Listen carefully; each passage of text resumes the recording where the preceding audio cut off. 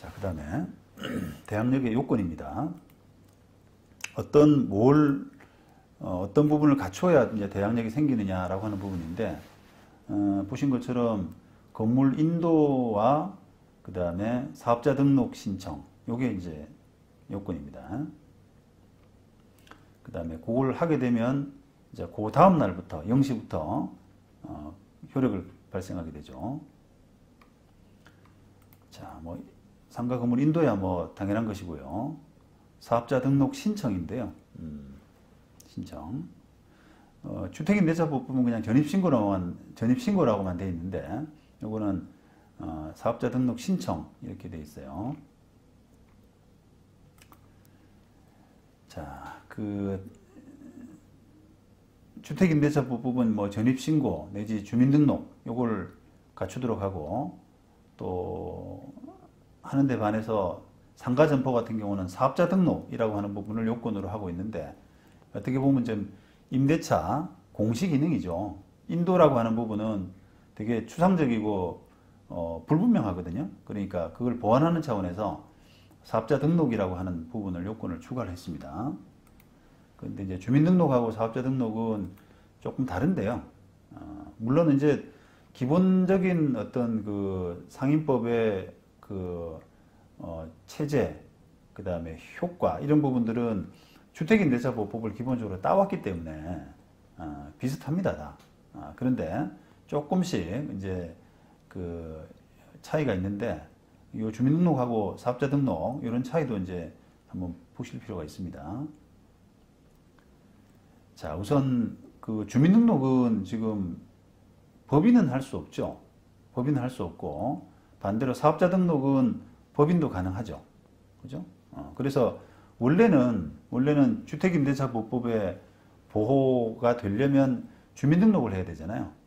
그죠? 그런데 이게 법인이 임대차 계약한, 법인이 뭐 그 사원들의 어떤 기숙사 그런 용도로 어떤 주택을 임대차 계약했는데, 법인이 임대차 계약을, 임차인이 법인이 되어 있는 거죠.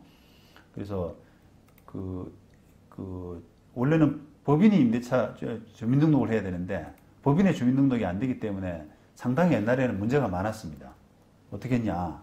그러면 그걸 보완하기 위해 가지고 법인이 임대차 계약을 하게 되면은 그 전세권 설정을 하거나, 그죠? 주택임대차보법의 보호 대상이 아니기 때문에 전세권 설정을 하는 그런 방법도 있었고, 아니면은 그 임대차 등기 이런 것도 하나의 방법이고, 그 다음에 사원 이름으로 그냥 임차인 명의를 사원으로 해서 그 사원이 전입신고를 하는 그런 방법을 했고, 근데 물론 이제 사원을 임차인으로 하게 되게 되면 횡령 같은 문제가 많이 생기더라고요. 횡령. 그래서 그냥 자기가 임차인이기 때문에 나중에 기간 끝나고 나서 그 보증금을 그냥 갖고 도망가는 거예요. 그래서 예전에 제가 그 법대 동기한테 자문을 한번 받았는데, 그 질문을 한번 받았는데, 그 국가정보기관에서 그런 일이 간혹씩 있답니다.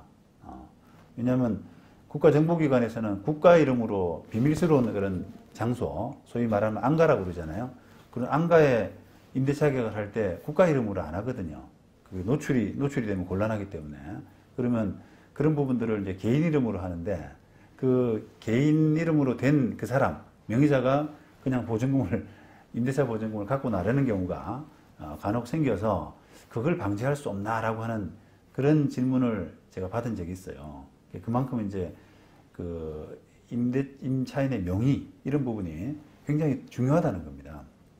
법인이 다 돈을 내고 법인이 보호를 받아야 되는데 그게 이제 뭐 장치가 안 되기 때문에 그런 문제가 있었던 거죠. 그래서 지금은 그런 그 주택임대차법을 좀 개정을 해가지고 그렇게 법인이 사원의 기숙사 목적으로 하는 그런 경우는 법인이 비록 임차인이라고 하더라도 거기서 사는 사원이 전입신고를 하게 되면 그걸 대항력으로 인정하는 그런 법 규정을 지금 하고 있어요.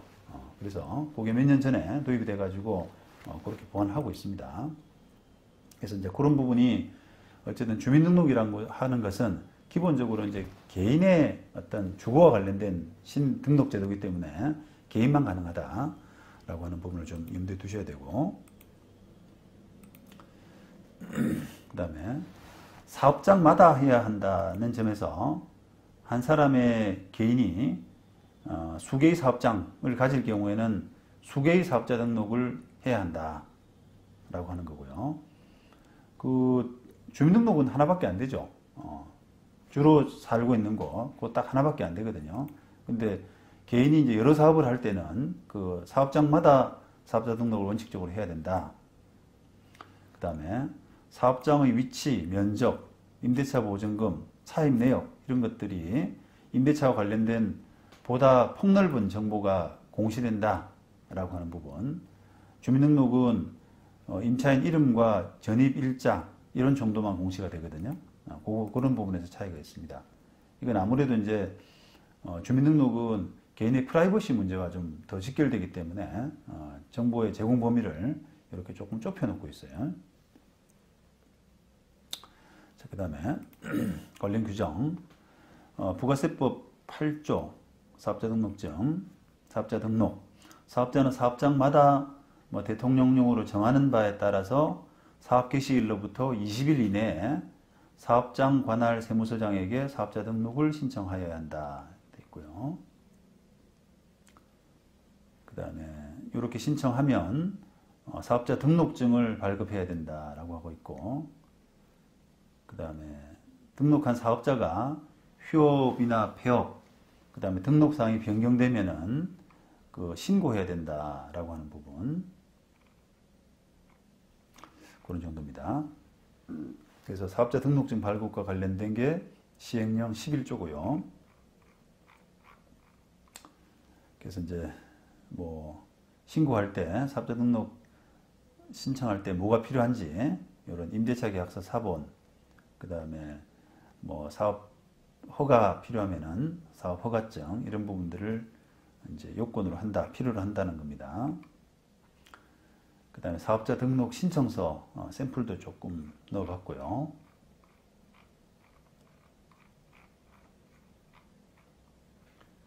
자, 이런 샘플들 여러분들 조금 한번 자세히 눈여겨보시면 이런 부분이 판례에서 한번 봤던 그런 내용들이 많이 나와 있어요. 그래서 이런 부분 때문에 판례에서 이런 걸 언급했구나, 이런 게 되어 있습니다. 그 다음에 시행령 4조에 보면은 확정일자, 요게 법입니다. 법 4조에 보면은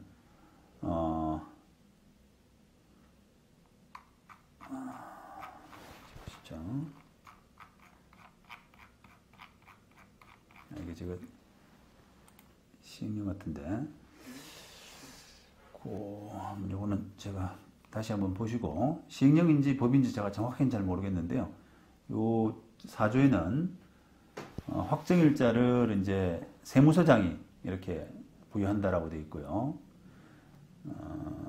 세무서장은 이렇게 상가 건물의 소재지, 확정일자 부여일, 그 다음에 차입 및 보증금 등을 기재한 확정일자부를 작성해야 된다, 이렇게 되어 있고, 이런 부분들이 이제 실무상으로 나중에 상가 건물이 경매 들어갔다거나 할 때 이런 부분 가지고 이제 경매법원에 다 조회가 되거든요. 그 다음에 나중에 재판할 때도 이런 부분 가지고 조회를 할 수가 있습니다. 그 다음에 상가 건물 임대차에 이해관계가 있는 사람은 관할 세무서장에게 그 확정일자 부여일, 차임 보증금 이런 정보 제공을 요청할 수 있다, 이렇게 했고요. 그 다음에 임대차 계약을 체결하려는 자는 임대인의 동의를 받아서 관할 세무서장에게 정보 제공을 요청할 수 있다라고 했어요. 요거는 이제 사망은 이해관계가 있는 자는 그냥 동의 필요 없이 요청할 수 있는데, 요거는 임대차 계약을 체결하려는 자입니다. 여기 이 사람은 임대인의 동의를 받아서 이렇게 할 수 있도록 제한했고요. 그 다음에 이런 이해관계에 있는 사람의 범위, 이런 것들은 이제 시행령에서 지금 정하고 있네요.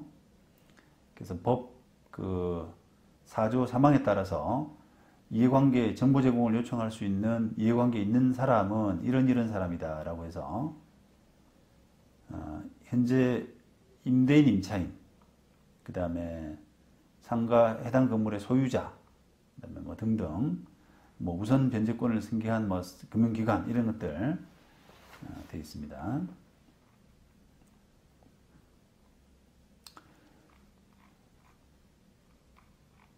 그 다음에 이해관계인 등이 요청할 수 있는 정보의 범위 해가지고 내용이 나와 있고요. 자, 그 다음에 이제 관련 판례로 들어가 보겠습니다. 2008년 대법원 판결 배당 이의 사건인데요. 자, 경매 배당에서 배제된 임차인이 근저당권자를 피고로 해서 제기한 배당 이의 사건입니다. 그러니까 자기가 경매에서 배당되고 자기한테 배당 돌아갈 게 그 근저당권자한테 갔기 때문에 그 사람 상대로 이제 배당 이의 소송을 했어요. 자, 여기서는 이제 뭐가 임차인이 그러면 왜 배당에서 배제됐느냐라고 하면은 그 상가 임차인인데 구분 호실의 일부 공간이 임대차 대상임에도 불구하고 도면 표시 없이 부정확하게 사업자 등록 신청을 했기 때문에 이 사람은 대항력이 없다 라고 판단을 했어요. 대항력이 없다. 이게 사업자 등록을 할 때 일부 부분이면은 일부 부분이라는 걸 표시하고 도면도 제출하고 이렇게 해야 되는데 그걸 안 하고 그냥 부정확하게 했기 때문에 그 요건을 못 갖춘 겁니다. 우리가 배당을 받으려 그러면은 일단 우선 변제권 요건을 갖추려 그러면은 대항력이 있는 사람이 뭐 플러스 확정일자 이렇게 받아야 되잖아요. 대항력이 유효해야 되거든요. 그런데 이제 그 사업자 등록이 제대로 안 된 거예요. 기본 요건을. 상인법에서 이 정하는 사업자 등록이란 것은 거래 안전을 위해서 임차권의 존재를 제3자가 명백히 인식할 수 있게 하는 공시 방법으로서 마련된 것이다. 따라서 사업자 등록이 어떤 임대차를 공시하는 효력이 있는지는 사회통념상 사업자 등록으로 당해 임대차 건물의 사업장을 임차한 사업자가 존재하고 있다고 인식할 수 있는지 여부에 따라서 판단해야 된다는 거죠. 주민등록도 마찬가지예요. 우리가 주민법에서 대항력이 인정되는 주민등록이라고 하는 것은 똑같은 이론입니다. 뭐 임차권의 존재를 제3자가 명백히 인식할 수 있게 하는 공시 방법으로서 이렇게 해서 똑같은 거예요. 자, 그런데 이게 이제 대원칙이고요. 그런데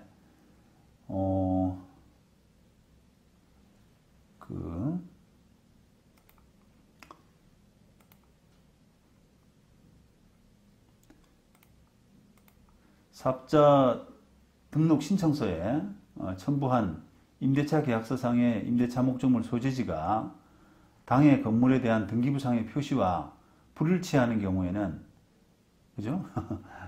등기부상 그 표시하고 임대차 계약서에 기재된 임대차 목적물 소재지가 불일치합니다. 자, 그럴 경우에는 특별한 사정이 없는 한은 이것은 제3자가 알기가 어렵죠. 제3자에 대한 관계에서 유효한 임대차의 공시 방법이 될 수가 없다는 겁니다. 그죠? 그런데 그 일부분을 이렇게 임차하는 경우에는 사업자 등록 신청서에 해당 부분의 도면을 첨부하도록 되어 있죠. 이해관계인은 이런 열람을 요청할 수도 하고 있고요. 그래서 결국은 건물 일부분을 임차한 경우에는 그 유효한 사업자 등록 공시 방법이 되기 위해서는 그 사업자 등록 신청 시에 임차 부분을 표시한 도면을 첨부해야 된다라고 하고 있어요. 자, 그런데 이 지금 배당 이의를 한 임차인이라고 하는 사람은 그 사우나 건물 안에 음료수 판매하는 거 있잖아요. 우리가 사우나 가보면 왜 층마다 곳곳에 자판기 같은 게 있죠. 그래서 그걸 하려고 이제 그 건물주하고 임대차 계약을 한 겁니다. 그런데 이 원칙대로 하자 그러면 아까 그 일부 도면 첨부하고 하는 이런 원칙대로 하자 그러려면 자기가 이제 임차한 공간에 도면 같은 거를 붙여서 몇 층에 별지 도면 뭐 1, 2, 3, 4, 5 이런 걸 연결한 뭐 가 부분 이렇게 해서 조금 정확하게 했어야 되는데 그냥 어떻게 했냐면은 임대차 계약서 상의 목적물을 무슨 사우나 3 내지 5층 8.3평 이렇게만 했다는 거예요. 이렇게만. 그러니까 이거는 부적법하다. 유효한 임대차 대항력을 갖추기 위한 유효한 사업자 등록이 아니다. 라고 이렇게 한 겁니다. 이해되시죠? 근데 이제 원심도 하여튼 이 사람은 배당받을 수 없다라고 이렇게 판단했는데 원심은 이제 뭐라 판단했냐면 그 원고가 임차인이 부동산 일부분을 임차한 것이 아니라 단지 음료 등 판매업의 영업권만을 임차했다라고 해서 이게 상가 건물 임대차 보호법 대상이 아예 안 된다라고 본 거예요. 안 된다. 근데 대법원은 그건 아니지만 그러니까 상가 건물 부동산 일부분을 임차한 것은 맞지만 아까 보신 것처럼 그 도면도 제출 안 되고 특정이 안 됐기 때문에 그것은 유효한 대항력, 유효한 사업자 등록 그런 부분에 갖추지 못했다라고 해서 그 배당을 인정 안 했던. 그러니까 이유는 원심하고는 다르게 어쨌든 결과적으로는 임차인의 그 대항력 우선 변제권 이런 부분을 인정 안 한 그런 결론에 이르는 겁니다. 그 다음에 2016년 대법원이고요. 이건 건물 명도인데요. 상가 경매로 상가를 취득한 원고가 기존 임차인인 피고를 상대로 명도소송 제기한 겁니다. 실제로는 이게 차임 이제 환산보증금이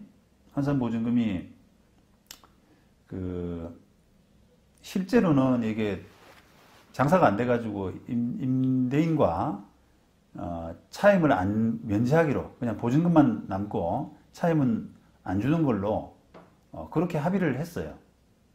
그래서 그렇게 따지면 이제 이 사람은 보호 대상이 되는 임대차 보호법상에 뭐 그 대항력도 있고 하는 그런 사람이지만 그런 그 차임 면제 사실 그래서 환산보증금이 기준 보증금 이하라고 하는 부분이 사업자 등록에 반영이 안 됐었어요. 그러다 보니까 이 원고는 대항력을 갖출 수 없다. 대항력을 주장할 수 없다. 이렇게 판단한 거죠. 맞는 판단이죠. 제3자에 대한 공시 기능으로서의 그 역할을 못한 셈이지 않습니까? 그래서 만약에 이제 이 차임이 면제돼 가지고 그 대항력이 있는 사람이다. 환산보증금 기준 이하다라고 하게 되면은 그 대항력이 있는 사람인데 그게 사업자 등록이 제대로 반영이 안 돼서 기준 이상으로 돼버린 겁니다. 환산보증금 기준 이상으로 돼버려서 이 사람은 대항력이 없는 사람으로. 이거는 이제 우리가 앞서 보신 것처럼 그 2015년 이전의 임대차 문제였겠죠. 그래서 2015년 5월 이전에는 환산보증금을 기준으로 해가지고 대항력을 인정하는 경우와 인정하지 않는 경우가 양분되어 있지 않습니까? 그래서 그런 경우에 이제 그 임차인이 제대로 사업자 등록에 차임을 반영을 못했던 임대차 관계를 반영을 못해서 손해를 본 그런 케이스라고 할 수 있어요. 좀 읽어보세요.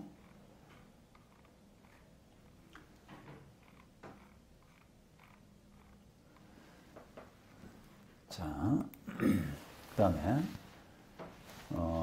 또 하나 이제 좀 생각하셔야 될 부분이 이 사업자 등록이 대항력을 충족할 수 있는 공시 방법이 되기 위해서는 형식적인 사업자 등록에 그칠 것이 아니라 사업자 등록에 의해서 표상되는 점유관계가 임차권을 매개로 하는 것임을 제3자가 인식할 수 있는 정도가 되어야 한다라고 했어요. 만약에 이제 이렇게 한번 생각해 볼까요? 이건 대부분은 지금 그 주택과 관련된 거예요. 지금 판례들은. 그러니까 이 뭐 주민등록이 주택임대차법상의 대항력을 갖출 수 있는 공시방법이 되기 위해서는 그냥 형식적으로 주민등록만 돼 있는 게 아니라 임대차 관계를 표상하는, 임대차를 매개로 하는 것임을 제3자가 알 수 있어야 된다라고 하는 취지가 이제 아래 판결인데, 예를 들어서 보시죠. 주택임대차하고 똑같은 논리로 보자 그러면, 자기 건물에, 건물주가 자기 건물에 사업자 등록을 했다면 하고, 그 건물을 다른 사람한테 팔았다 그러면은, 그 자기 건물에 했던 사업자 등록이 임대차 관계를 매개로 한 것이 아니잖아요. 그죠? 그래서 그런 부분 때문에 이제, 그러니까 건물을 팔고 거기를 그대로 임대차 했다라고 하게 되면은 건물을 소유권 이전 등기가 된 이후부터 임대차 관계에 기한, 그죠? 그런, 사업자 등록이라고 하는 것은, 임대차 관계를 매개로 하는 시점은 그 이후부터가 되는 거거든요. 그래서 그런 뭐 취지입니다. 2000년 대법원 사건인데요. 요거는 이제 전부금 사건이에요. 전부금. 임대차던 주택이 낙찰됐습니다. 피고한테 낙찰이 됐고, 지금 원고는 이제 임차인의 채권자. 근데, 원래는 이제 이 사건이 그냥 전부금, 우리가 추심금 이런 것들은 사실은 이제 전부금 추심금이라고 하는 것은 원래 원래 이 사건 같은 경우는 원래 임차인이 낙찰받은 건물주 상대로 해서 보증금 청구권이 있느냐, 이 부분이 핵심인데, 그 임차인 대신에 임차인으로부터 돈 받을 채권자가 개입한 겁니다.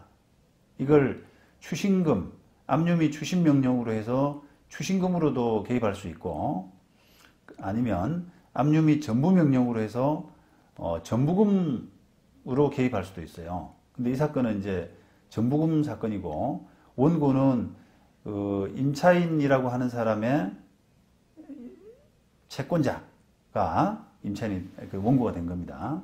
그래서 결국은 핵심은 이 사람이, 채권자가 임차인한테 돈 받을 게 있다라고 하는 부분은, 그거는 뭐 이제 지금 압류 및 추심, 압류 및 전부 명령까지 났다라고 하면, 이거 나고 나서 돈을 안 주니까 소송이 들어온 거거든요. 전부금 소송이. 그러니까 채권자가 임차인한테 돈 받을 수 있느냐 없느냐, 그 부분은 이미 결론이 난 거예요. 그렇다 그러면 대부분의 이제 추심금 사건이나 전부금 사건의 핵심은 원래 돈 받을 임차인이 피고한테 받을 채권이 있느냐, 요게 이제 쟁점이거든요. 이 사건도 마찬가지입니다. 그렇게 해서 이제 사건명도 복잡하곤 하지만 사실은 이제 거기에 포커스를 맞추고 보시면 돼요. 그러니까 임차인이 거주하고 있다가 그 집이 경매 들어가서 주인이 바뀌었는데, 그 바뀐 주인에 대해서 뭔가 청구할 수 있는 권리, 대항력이 있느냐라고 하는 부분인데요. 이 사연을 보자 그러면, 매도인 갑이 매수인 을에게 매도인이 팔았어요. 살던 집을 팔고 거기에 다시 임차해서 그렇게 살게 됐습니다. 그래서 이 매수인 을 앞으로 이전 등기된 다음 날, 만약에 우리가 한번 생각해 보시죠. 집을 팔고 거기에 다시 임대차를 하게 되면은 그 임대차의 효력은 언제 발생합니까? 요거죠.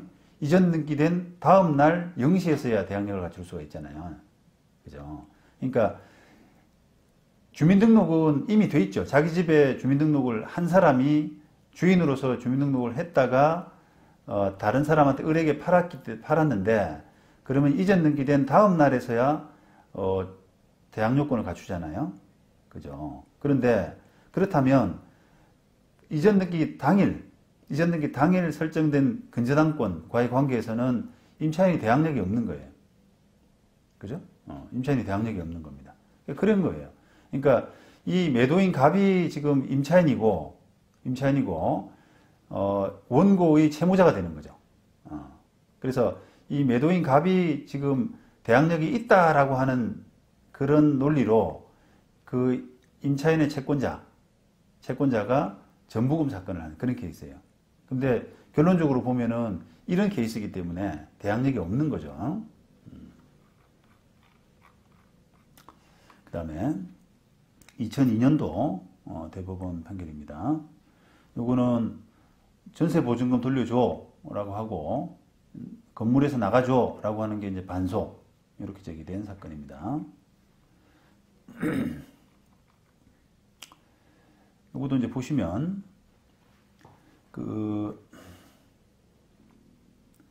원래 이제 소외 1소유였는데요. 소외 1소유였는데 95년도 7월에 그 소외 1이 농협에 이제 저당을 잡혔어요. 저당을 잡히고 근데 그 전에 저당 설정하기 전에 세입자 원고입니다. 세입자 원고가 임대차 94년도에 이미 임대차를 했고 근데 확정일자는 이게 이제 좀 재밌는 사건이 있는데 확정일자는 그나마 이게 임대차 계약은 94년도 3월에 했는데 확정일자는 94년도 10월에 했고요. 근데 전입신고는 근저당이 지금 95년 7월이잖아요. 7월. 그리고 그 근저당 설정 이후인 전입신고는 96년도 7월에서야 비로소 마친 거예요.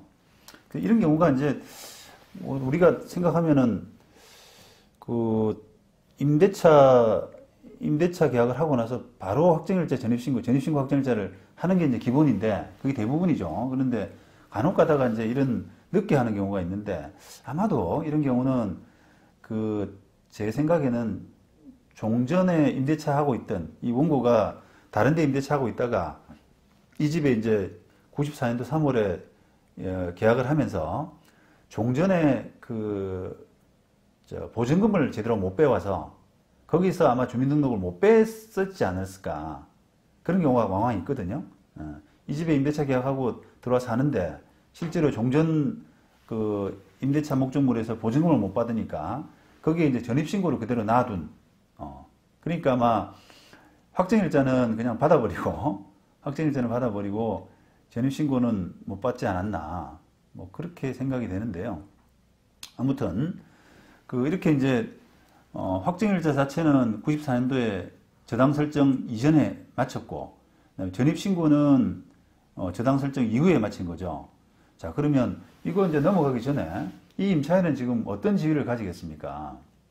어떤 지위를 가지겠어요? 임차인이 대항력도 없죠. 그죠? 95년도 7월에 저당 설정됐는데 그 다음에 전입신고는 늦어버렸잖아요. 그거보다 늦었으니까 우리가 이 건물이 경매되게 되면은 대항력이 없는 사람이 되죠. 없고 그 다음에 우선 변제권도 없어요. 우선 변제권도 유효한 전입신고를 기초로 하기 때문에 확정일자 우선 변제권을 갖추는 것은 확정일자 기준으로 그냥 보는 게 아니라 기본적으로 대항력을 갖춘 그러니까 인도와 전입신고를 갖추고 확정일자를 동시에 갖출 때 우선 변제권이 그때 우선 변제권이 생기기 때문에 이 우선 변제권은 지금 늦게 생긴단 말이죠. 예. 그죠? 그래서 지금 우선 변제권도 저당권보다 늦고 하는 그런 이제 지위입니다. 그런 지위에 있는 임차인이고 그런데 이제 거기서 끝난 게 아니라 농협이 이제 경매 신청해가지고 낙찰이 됐는데 그게 지금 원래 주인의 장모가 받았네요.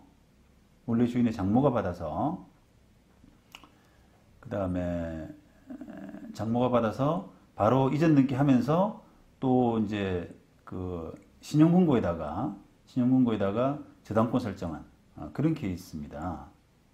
자, 그렇다면 이 지금 임대차, 임차인의 그 어떤 지위 이런 게 어떻게 되느냐라고 하면은 이 임차인은 지금 임차인으로서 원래 임차인이었고 그 다음에 경매에 넘어가서 그 원래 주인의 장모가 받았을 때도 그 임차인의 주민등록은 그대로 뭔가 그 임대차를 그 공시하는, 임대차를 표방하는 그런 걸로 보이잖아요. 그래서 보호를 받을 것 같은, 제 두 번째 설정된 저당권보다는 그 신용금고 저당권보다는 좀 앞설 것 같은 이런 느낌이 들죠. 느낌이 듭니다. 그래서 지금 이제 판결이 이렇게 단순히 임대차가 되어 있다는 것만 부족하고 그런 점유관계가 임차권을 매개로 하는 점유임을 제3자가 인식할 수 있는 정도는 되어야 된다라고 했는데, 이렇게 보면 이거는 제3자가 보기에도 이게 소유권 아닌 임차권을 매개로 하는 점유다라고 보는 거예요. 그래서 소의 이가 낙찰대금을 납부해서 소유권을 취득하는 즉시 임차권의 대항력을 취득했다. 그죠? 대항력을 취득했다. 그렇게 해서 이런 금고의 저당권은 그 뒤에 대항력 취득 이후에 격려된 것이기 때문에 대항할 수 있다라고 낙찰자한테 그렇게 또 승계인한테, 이건 아마 그 원래 주인인 소의 이가 다시 아마 소유권을 잃지 않았을까라는 생각이 듭니다. 그래서 아마 사건 자체가 지금 전세보증금 청구, 그 다음에 건물 명도라고 하는 것이 아마 다시 소유권이 넘어가서 일이 벌어지지 않았을까 싶습니다. 그러니까 어떻게 보면 뭐 좀 전화위복이 된 거죠. 이 임차인이. 종전에는 조금 지위가 좀 약했는데 그 종전 주인의 장모가 취득하게 되면서 조금 임차인의 지위가 격상된 듯한 그런 느낌이 듭니다.